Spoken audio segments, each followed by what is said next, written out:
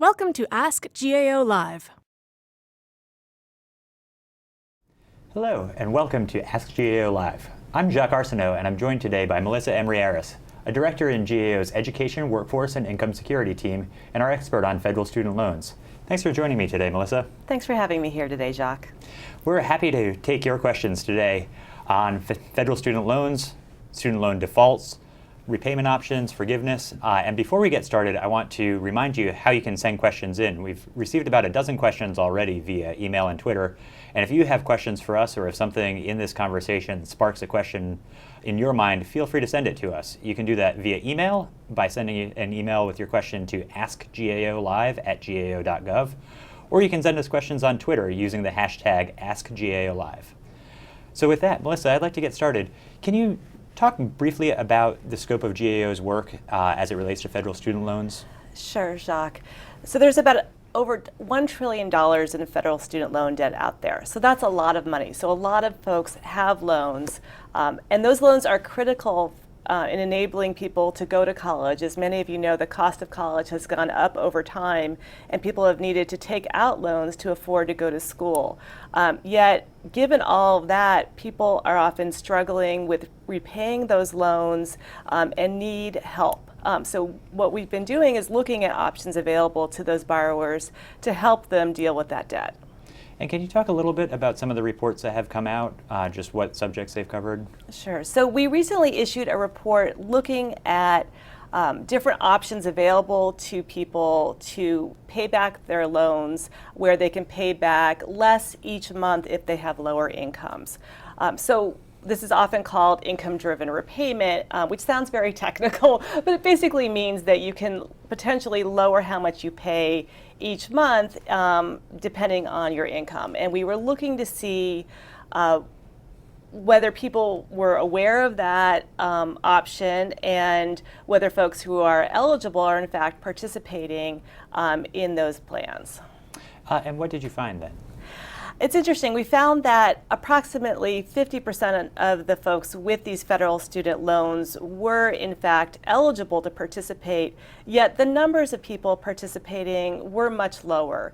It was actually less than 20% of those individuals were participating. So what you see is a real gap between people who are eligible and people who are participating. Great. Well, with that, I'm going to go to the first question that we've received over email, and this is from Nikki, and it's a big question. Nikki asks, what happens if I'm never able to pay off all of my loans? Well, Nikki, I know that there can be a real sense of despair, and you can feel like this is never going to happen. So let's talk about what options are available to you. I would say, first and foremost, it's helpful for you to contact your servicer. So your servicer is the person who handles the bills for your student loans. So I would say contact that group and talk with someone there about your personal financial situation, because there are many options available.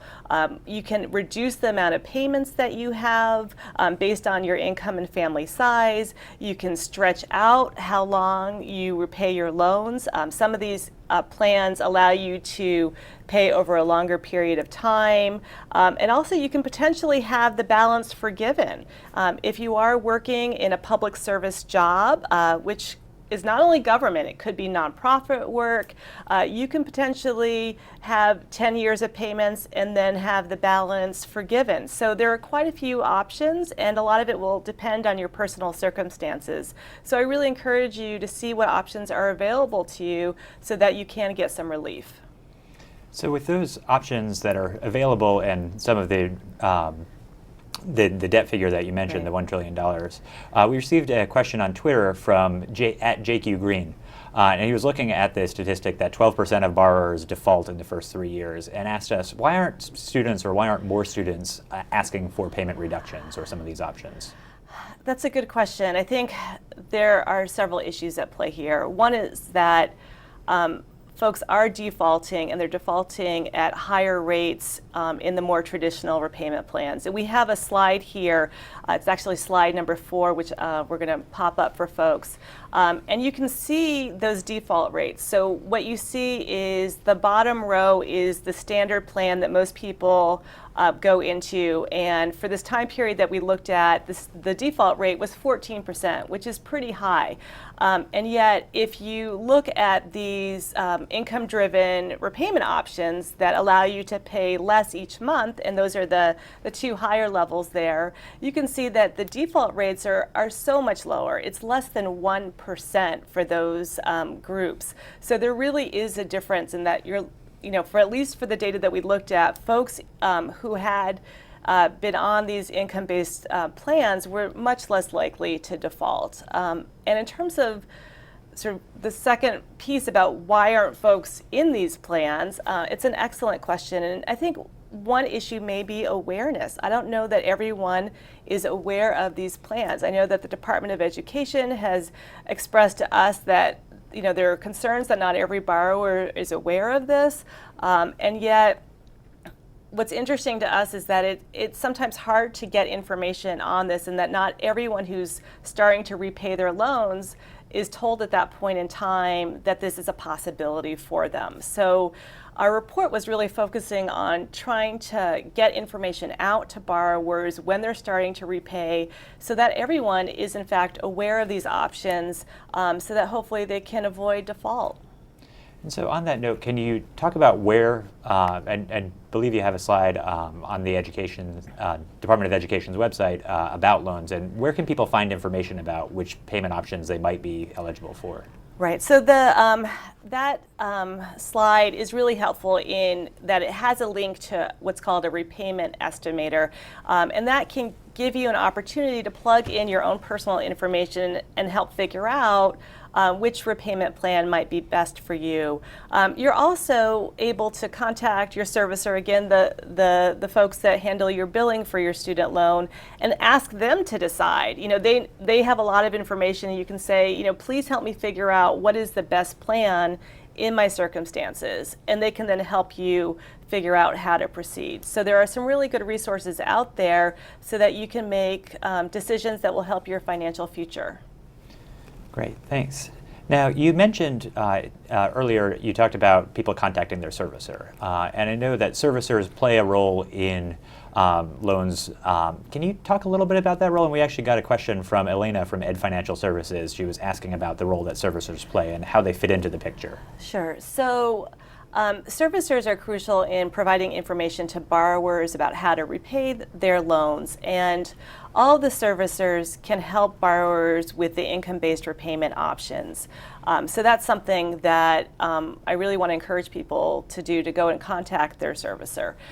If someone decides to apply for public service loan forgiveness, so this is where they've worked for 10 years in public service, and as of 2017 have made the qualifying payments, their servicing would go to a central servicer that handles just public service loan forgiveness. So they're sort of a specialist on that. So if you are interested in potentially obtaining forgiveness for loans and you're working in a public service job, it's also helpful to let your servicer know that. You can begin sort of the certification process, get your ducks in a row, get your stuff all set so that as soon as you have the time and the sort of the work in, you can get the forgiveness. And they'll also make sure that your servicing is then given over to the specialist servicer that handles that loan forgiveness process. Mm-hmm. And this is a question that somebody asked me recently about the public service loan forgiveness. So 10 years in public service, so that could be government or that could be other qualifying service. When does that start? Does that start after the loan? Or if somebody had worked in public service and then took out loans for grad school, could they qualify based on that? It's your paying back loans. Okay. So if you are paying back loans, if you are making payments on your loans, and at the time that you are making payments in a public service job, which again could be federal, state, local, nonprofit, and you make those payments, which altogether total 10 years. It doesn't have to be continuous. You could take a break and go back, but if you add it together, it's 10 years. And at that point, you're still in a public service job. You can gain the potential, you can have your loans deferred. Not loans deferred, you can have your loans forgiven, which is a tremendous benefit. And there's this process right now where you can do that certification, but we looked at that. It looked like very few people were doing it. It is voluntary. The program isn't at a point now where people's loans can get forgiven. That doesn't happen until October of 2017. But at this point, people can start the paperwork process of starting to show that they have the loans and the employment to qualify. And when we looked at that, we looked and found that I think fewer than 150,000 people had done that. And yet, when you look at the population of people who have loans and are in sort of potential public service jobs, it could be as high as 4 million people. So there really is the potential for a much larger number of people to take advantage of this pre-certification process. And one thing that we recommended was that the Department of Education do outreach and make sure that people are aware that this process exists so that they can prepare so that they can ultimately get their loans forgiven if they qualify. Right. Well, turning to another question from email, we heard from Zane, who works in public service and it sounds like is in one of the income-based repayment programs. Zane asks, why can't the minimum percent rate for total income for loan payments vary or adjust for cost of living? That's a good question, Zane. I know that there are often questions about cost of living, and I know that the formulas for determining repayment options are not connected to the cost of living. And actually, if you think about it, even some of the broader federal student aid formulas for giving out aid have very little connected to cost of living. We've done some work in the past on that issue, kind of showing what would happen if you added a cost of living adjustment factor, but this isn't something that is currently happening on the repayment side. Right.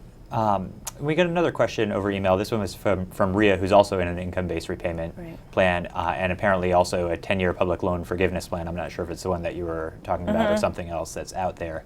But she asked about refinancing and managing her loans. Can you give her any advice on what she can do? I would say contact her servicer because her servicer is in the best position to know her particular situation. I do want to say that combination that Rhea is talking about, the combining the income-based repayment with public service loan forgiveness, is one where there are no downsides for the borrower because the borrower's loans are ultimately forgiven after 10 years, and they're also paying less each month. There are some other folks who are not in that situation who may have to face trade-offs. So income-based repayment can be very helpful if you have a very low income and are doing this public service loan forgiveness at the back end. It can also be very helpful for people who have very low incomes and are not doing public service loan forgiveness. But there is a group for whom they actually may end up paying more in total for the cost of their loans. Even though they're paying less each month, they're then stretching out the period of payment. So instead of paying over a 10-year period, they're paying, say, over a 20-year period or a 25-year period, in which case, even though on a monthly basis, there's less going out the door, over that whole period, they in fact are paying higher amounts. So there can potentially be trade-offs for some individuals, and so that's why it's really helpful to talk with your servicer, look at the repayment estimator, and see what makes sense for your situation. Great, thanks. We got a question from Stephen at the Mildner on Twitter, who is asking about the public service forgiveness program, asking what happens if his spouse makes too much money. He's married, and I guess there's an income component to that. Right, so it is dependent on family income, and they also look at how much loan debt you have as well. So I would say there are quite a few things in that calculation. It also varies depending on family size. So I would say, plug in the numbers, see if it works, talk with your servicer. Don't rule it out at first blush. Investigate it because it's possible that it could offer you some relief. Great, thanks. I just want to remind our viewers that questions are coming fast and furious, and we're trying to get to as many as we can. But if you do have additional questions, feel free to send them to us at AskGAOLive@gao.gov or on Twitter using the hashtag AskGAOLive. And we'll go straight to another question. We got a question from Michelle from the Education Finance Council. And she emailed us to ask about ways to make things easier for borrowers. You know, there's a lot of information out there, a lot of complexities. Is there anything that can be done about the number and the range of federal student loan repayment options?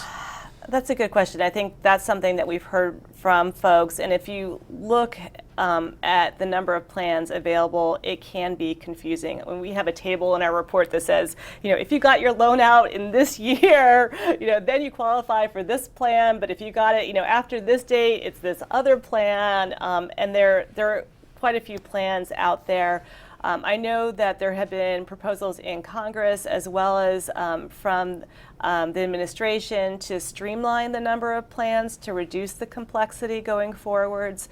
So we'll see what those efforts bring. Great. We got a question from Keith over email who asked about revised pay-as-you-earn. And apparently the Department of Education recently announced that they finalized the rules for this program. Can you tell me anything about that program? So this is sort of going back to my earlier comment about sort of the different variations of the repayment options. So there's the pay-as-you-earn, which is one of the options that we talked about, and then there's revised pay-as-you-earn, which has some tweaks in terms of who's eligible to participate, and it includes some folks who have loans from previous time periods. So they're all slightly different variations, but I would say for all the plans, there's a consistent theme, which is that they're based on your income and family size, and it allows you to pay less each month, though you have a potentially longer time frame for paying back those loans. Thanks.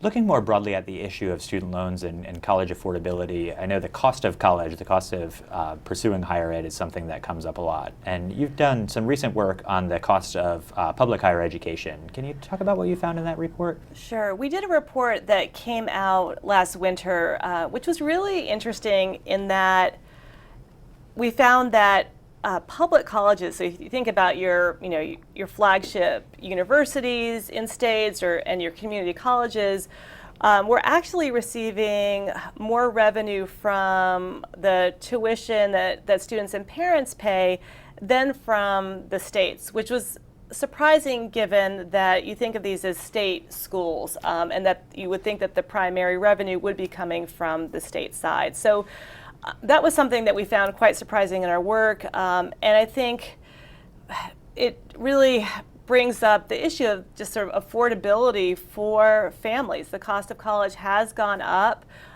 both the sort of official sticker price, which is what's listed on websites, as well as the kind of the out-of-pocket price, which is what you might pay after you factor in grants and the like. Those have both gone up over time. And it's straining family budgets, and it makes it very difficult. And folks end up taking out loans then and struggling to repay them. So I think it's a challenge that we're all seeing, and we're trying to figure out what can be done to help people. Thanks. Now, the federal government, operates or at least kind of creates the structure for these loan programs. And I know it recently has taken a more active role. One question that we've heard about is the question of whether the government makes a profit or loses money on federal student loans. Can you speak to that? Right. So we're curious about that, and we actually were mandated by Congress to look at that issue because I think in an ideal world, you'd want to know how to set the interest rates so that there was no profit and no loss for the government. And so we were asked by Congress to figure out what that particular point was. Where could we put interest rates and the costs so that basically the government broke even on administering the student loan programs.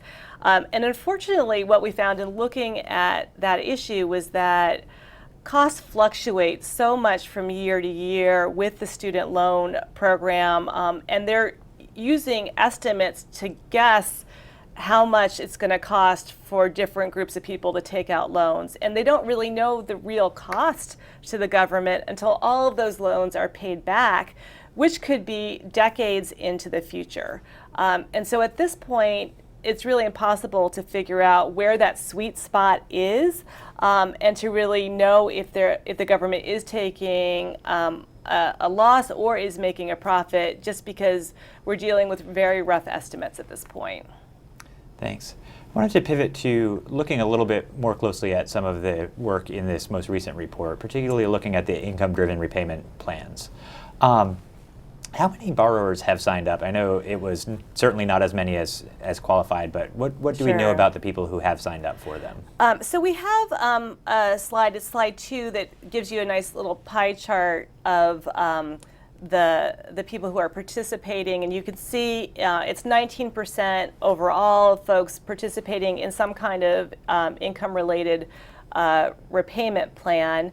And then we also have a slide, it's slide 3, which gives you some more information about those particular individuals' income. And I think this is really interesting because while some might expect that a program that's focused on low-income folks would in fact be serving low-income folks, there was quite a bit of buzz when this came out because not everyone was sure that that was in fact happening. And what you see here is the vast majority of people in these two income-driven repayment options were making $20,000 a year or less. So these are very low income people participating in these plans. So I think that was somewhat of a surprise for people. I think also one of the myths out there has been not only that this is high income folks, but that this is high income folks who have primarily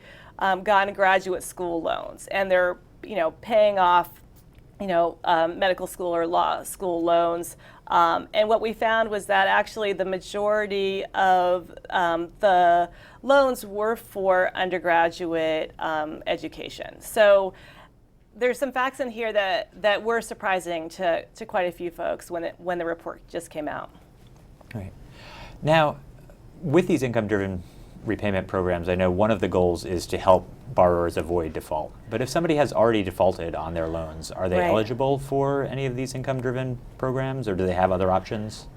So the folks who have defaulted are not eligible for these options, but there is other relief possible for them. So the Department of Education has a program called rehabilitation, which allows you basically a second chance. So if you pay back your loans on time for 9 out of 10 months, you can rehabilitate your loan and improve your credit score and kind of get back on firm footing. And if you're back on firm footing and no longer in default, then you can become eligible for these income-based repayment options. So you could potentially get there, but not at the moment when you're in default. Great, thanks. We got another email question. This is from Shamika, who has been making payments on her loans since 2008.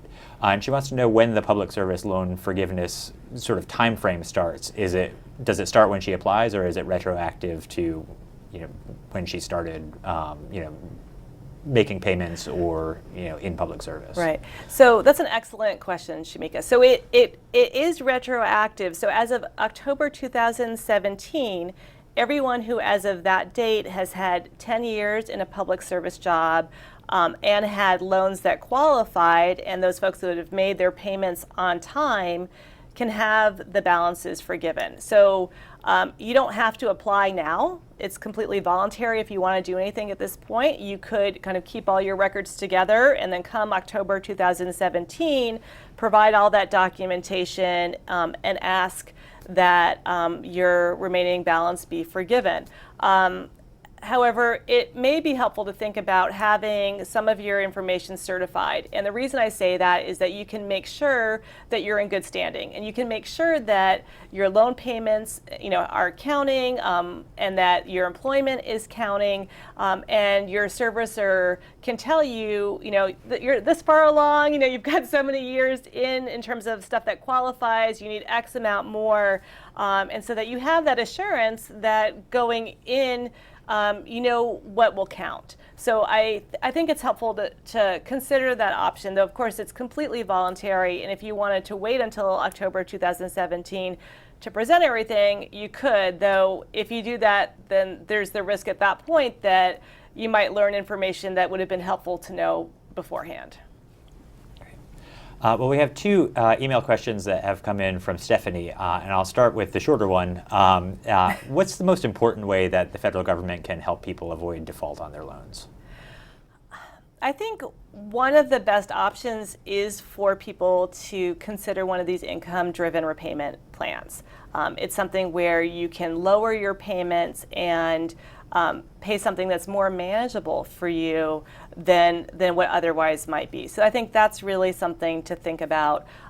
If you're not able to make any payments, I mean, there are some situations where you could pay as little as $0 a month and still be on one of these income-based plans. So there is sort of a wide range in payments. There are also other options out there. There are options called deferment and forbearance, where you can officially stop payment and not be put into default. So there are options available. And I think what's really important is just that you communicate with your servicer so that they know that you're trying in good faith to find a solution. Well, on that note, Stephanie also said that it seems like the administration and others are heavily promoting these income-based repayment programs, but a number of financial advisors out there have said that you should be really careful about trade-offs because it could end up stretching out how long you pay or costing you more. Right. Should borrowers think twice about entering these programs, or do the benefits outweigh the costs? It's really going to come down to your personal financial situation. I think if you're doing an income-based repayment option in combination with public service loan forgiveness, it's a complete win-win. There is no loss, there is no trade-off for you, because even though theoretically your loans could go for 20 years, in actuality, with the public service loan forgiveness, at 10 years, things would be forgiven. So that's a wonderful possibility for borrowers. I would say for others, there are situations where there are those trade-offs. If you're not going to have stuff forgiven at 10 years, you could potentially pay more depending on your family size, your income, and the like. So what I think is helpful to do is to look at the repayment estimator, and that's in slide 5 here. So go to the link, plug in your information. I think it's much better to look at the specifics of your situation and whether or not that would be helpful for you than to kind of go by sort of broad guidelines. And then you can make the call as to whether or not you'll do better under this, because some people pay less based on their income, while others might pay more in the end. And that's something that you can use to then help figure out for yourself if it makes sense financially. So it sounds like the more information you have and the more you look at your own personal situation, the better. Definitely. Great. Well, we have just a couple minutes before we wrap up, so I'm going to ask you, Melissa, with all the work that your team has done in the area of student loans, do you have any parting thoughts or bottom lines? I think a lot of it really comes down to what we've talked about here, which is awareness. I think it's really important for borrowers to be aware of the options and not to become overwhelmed. If you're struggling, reach out to servicers, let them know that, ask them about available options, and figure out what might help you out financially, because there is a lot out there that could provide relief. Great. Well, thanks again, Melissa, for joining us. And thank you to our viewers for spending these last 30 minutes with us. I encourage you to connect with GAO. We are on the web at www.gao.gov. You can find us on Facebook or Twitter or LinkedIn under the username USGAO. And we also encourage you to check out the GAO Watch blog, which is at blog.gao.gov. Thanks again for joining us today, and we hope you'll tune in next time for Ask GAO Live. Thanks for watching Ask GAO Live. Stay connected with GAO for information about future Ask GAO Live chats.